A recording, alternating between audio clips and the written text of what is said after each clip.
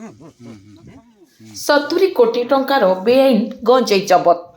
ଗଞ୍ଜେଇ ଜବତ କରିବାରେ ସାରା ରାଜ୍ୟରେ 1 ନମ୍ବର ସ୍ଥାନରେ କନ୍ଧମାଳ ଜିଲ୍ଲା।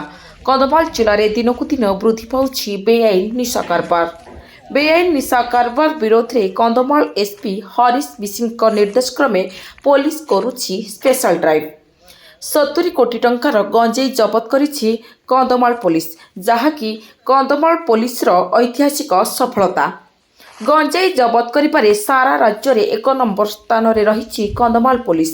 ଜିଲ୍ଲାର ସମୁଦାୟ 12ଟି ବ୍ଲକରେ ବେଆଇନ ଗଞ୍ଜେଇ ଚାଷ ଓ ଚୋରା ଚାଲାଣ ରୋକିବା ପାଇଁ ଚାଲିଛି ଜୋରଦାର ଅପରେସନ।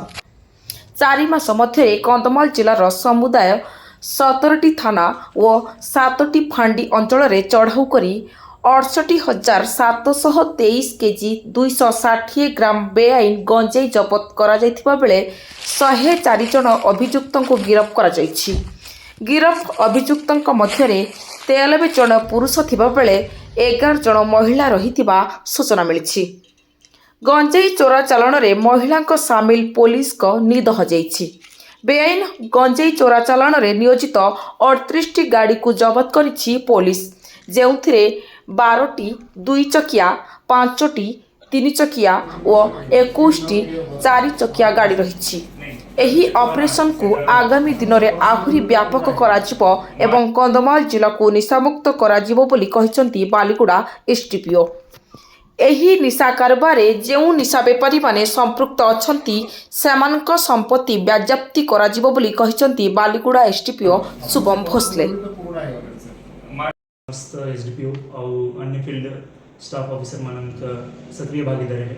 गत 4 मास कंधमाल पुलिस पाखापाखि 68,723 केजी गांजा जबत करुची, जार मार्केट मूल्य होची पाखापाखि 70 करोड़ रुपये।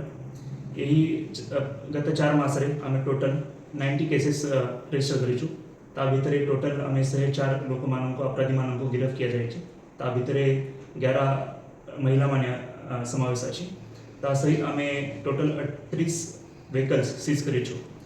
आम जनवरी मास पाखापाखि 3टा टन गांजा सीज करूँ। फेब्रुआरी मास आम 24टा टन सीज करूँ। मार्च मास आम 24टा टन सीज करूँ। एप्रिल मास आम 17टा टन सीज करूँ। सो टोटल आम 68 टन गांजा सीज करूँ। यह 68 टन सीजर आमार सूचना अनुसार ओडिशा रे हाईएस्ट सीजर अच्छी। यह आमारा नार्कोटिक्स विरुद्ध जो आम जीरो टॉलरेंस पॉलिसी अच्छी ताकू स्पष्ट भाव में प्रदर्शित करुँच। आगामी दिन में आम एटा एक्शन जारी रखी।